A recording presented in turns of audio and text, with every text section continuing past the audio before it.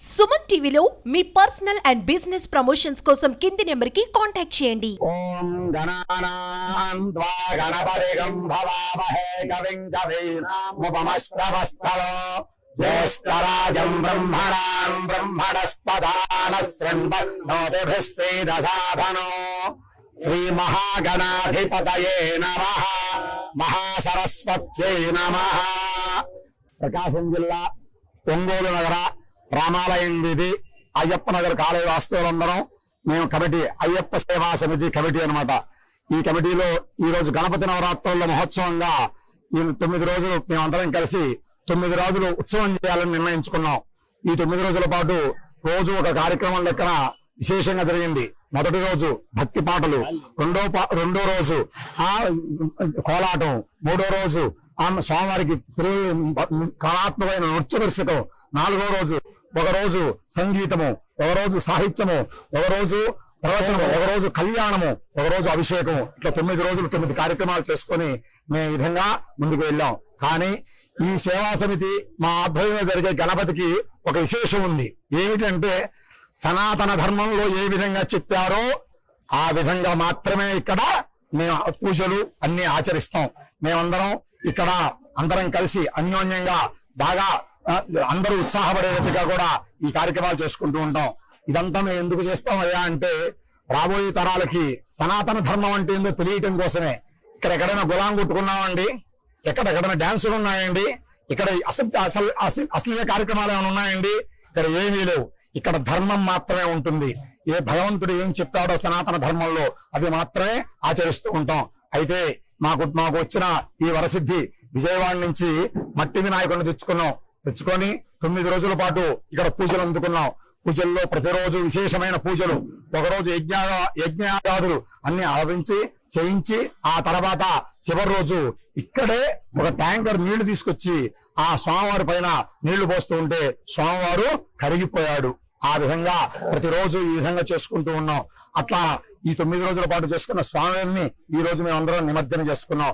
ఈ రోజున మాకు విశేషం ఏంటంటే మా కాలనీ వాసులు ఎవరు కూడా మమ్మల్ని ఏ ఇబ్బంది పెట్టకుండా, మేము ఇంత పందిరేసామా అంత పందిరేసామా అని చూడకుండా మమ్మల్ని సహకరించి మమ్మల్ని అందరినీ ప్రోత్సహించి మేము మా వాళ్ళు ఇచ్చిన ప్రతి రూపాయికి న్యాయం చేశామని చెప్పి ధైర్యంగా మేము ముందుకు చెబుతూ నేను ఈ విధంగా తెలియజేస్తున్నాను. అందువల్ల ఈ తరమే కాదు రాబోయే తరాల్లో కూడా గణపతి ఉత్సవం చేస్తే కాని పని కూడా అవుతుంది అని చాలా చోట్ల నిరూపించబడింది. నేను ఈ విధంగా ఎన్ని చోట్ల చూసా. ఇక్కడ అనేక మంది ఉన్నారు. ఎవరైనా పిల్లలందరినీ కూడా ఈ గణపతి నవరాత్రుల్లో మర్చిపోతున్నారు.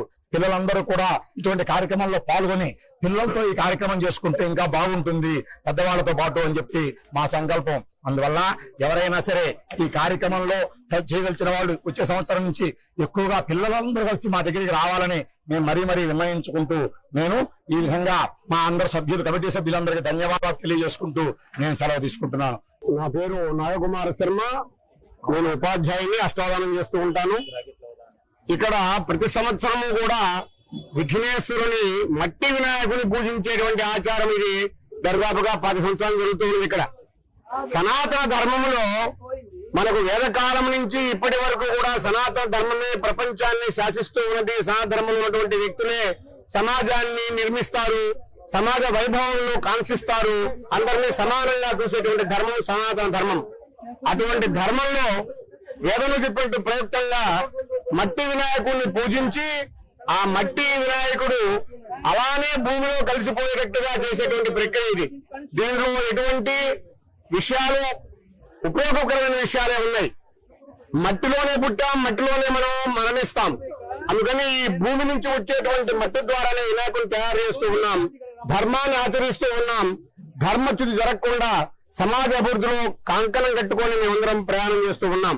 సనాతన ధర్మము అధునాతనమైనటువంటి పోకడలకి ఎటువంటి వెరుకు లేకుండా ఎప్పటికి కూడా ధర్మో రక్షతి రక్షిత, ధర్మము నిలబడితే ఆ ధర్మమే మనల్ని కాపాడుతుంది. అందుకని ప్రతి ఒక్కరూ కూడా సమాజంలో ఇప్పుడు మనం చూస్తూ ఉన్నాం, ఎన్నో చోట విగ్రహాలు పెట్టి విగ్రహాల ద్వారా పర్యావరణ కాలుష్యము అది సముద్రంలో కలపడం వలన ఎన్నో జీవులు అంతరించిపోయే సమస్యలు ఉన్నాయి. అటువంటి మట్టి వినాయకుడిని అందరూ పూజించాలి. తర్వాత ఈ డీజేలను పెట్టి డాన్సులు అనేటువంటి మాదక ద్రవ్యాలతో చేసేటువంటి ఈ విఘ్నేశ్వరుడికి ఒప్పదు. దానివల్ల విఘ్నేశ్వరుడి పూజ నిర్విఘ్నంగా జరగదు. అందుకని సనాతన ధర్మంగా మట్టి వినాయకుడిని పూజించి ఆ మట్టి వినాయకుడిని కనుక మనము భూమిలో కలిపితే మనం ఎలా అయితే పుట్టి మరణిస్తామో అలానే విఘ్నేశ్వరుడు కూడా పుట్టి మరలా వారి స్థానానికి వారు వెళ్లి మళ్ళా మన వరసిద్ధి వినాయక స్వామి కాబట్టి అలా వస్తూ ఉన్నాడు. మేము ఈ కాలనీలో మేమందరం కూడా అందరం ఎంప్లాయీస్ అందరం కూడా మేమందరము ఈ మట్టి వినాయకుడిని పూజించిన తర్వాత మట్టిని నిమజ్జనం చేసిన తర్వాత ఆ మట్టితో ఇటువంటి తులసి మొక్కలు ఒక 300 మొక్కలు తులసి మొక్కలు చేస్తాము. ఆ మట్టిని మొక్కల్లో పెట్టి అందరికీ వచ్చిన భక్తులందరికీ వితరణ చేస్తాము. ఈ తులసి కూడా సైంటిఫిక్ గా మనకి మంచి ఆక్సిజన్ ఇచ్చేటువంటిది, అన్ని ఔషధాలని ఇచ్చేటువంటి గుణం తులసికుంది. తులసి మాత, గంగా మాత, గోమాత, భూమాత, ఈ పంచమాతలు కూడా మన సమాజాన్ని అద్భుతంగా ముందుకు ప్రయాణం చేస్తుంటాయి. కాబట్టి అందరము ఈ విధంగా సర్వజనులు కూడా ఈ గణపతి ఉత్సవాన్ని బాలంగా తిలక్ స్థాపించాడు.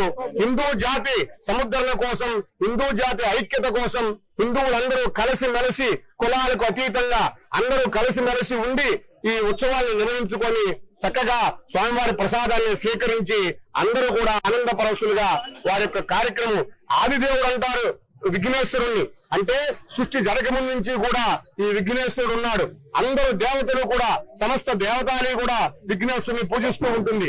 అటువంటి విఘ్నేశ్వరుణ్ణి మేమందరము కూడా నియమ నిష్ఠలతో భక్తి శ్రద్ధలతో తరతమ భేదాలు లేకుండా కులానికి అతీతంగా అందరం కలిసి బాలంగా తిలక్ ఎలా అయితే హిందూ రాజ్య స్థాపన కోసం హిందువులందరూ కూడా సమైక్యంగా ఉండి ఈ దేశాన్ని ధర్మాన్ని కాపాడే స్థితికి మేమందరం కూడా ప్రయాణం చేస్తున్నామని తెలియజేస్తూ అందరూ కూడా ఇటువంటి కార్యక్రమాలు నిర్వహించి సమాజ అభివృద్ధిలో భాగస్వామ్యం కోరుకుంటూ సెలవు తీసుకుంటాను. స్వస్తి. నా పేరు చలుపుత్రాయండి.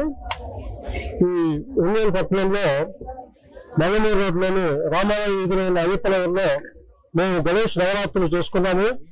ఈ గణేష్ నవరాత్రుల్లో భాగంగా ఈ రోజు 9వ రోజు ఇక్కడే ఈ మట్టి వినాయకుడిని నిమజ్జనం ఇక్కడే చేసుకున్నాం. ట్యాంకర్తో నీళ్లు తీసుకొని వచ్చి అభిషేకాలు చేసుకొని ఇక్కడే నిమజ్జనం చేశాం. పర్యావరణాన్ని పరిరక్షించే ఉద్దేశంతో మేము విజయవాడ నుంచి మట్టి వినాయకులు 5 అడుగుల మట్టి వినాయకులు తీసుకొని వచ్చి ఇక్కడ 9 రోజులు పూజలు చేసుకొని ఇక్కడే నిమజ్జనం చేయడం జరిగింది. ఈ కార్యక్రమానికి మన ఒంగోలు శాసనసభ్యులు గౌరవనీయులు రామచంద్ర జనార్దన్ రావు గారు కూడా ఇచ్చేసి మాకు సహాయ సహకారాలను అందించారు. వారికి కూడా మేము కృతజ్ఞతలు తెలియజేస్తున్నాము. స్వస్తి. ఈ ప్రాంతాల్లోనే చేయటం అనేది జరుగుతుంది. ఎక్కువ బ్రాహ్మణ్స్ ఉండే ఏరియా ఇది కాబట్టి ఈరోజు వచ్చాం. వినాయకుడి సందర్భంగా అందరూ కూడా వినాయక స్వామి దేవుడు ఉండాలి, అందరూ కూడా వాళ్ళు చేసే వ్యాపారాల్లో కానీ ముందుకెళ్లాలని ఆ భగవంతుని కోరుకుంటూ అదేవిధంగా అందరూ కూడా ఆరోగ్యంగా ఉండాలని ఈ సందర్భంగా తెలియజేస్తూ ఇలాంటి కార్యక్రమానికి రావటం అందరినీ కూడా కలుసుకోవటం చాలా సంతోషంగా ఉందని చెప్పేసి కూడా మేము తెలియజేస్తాం.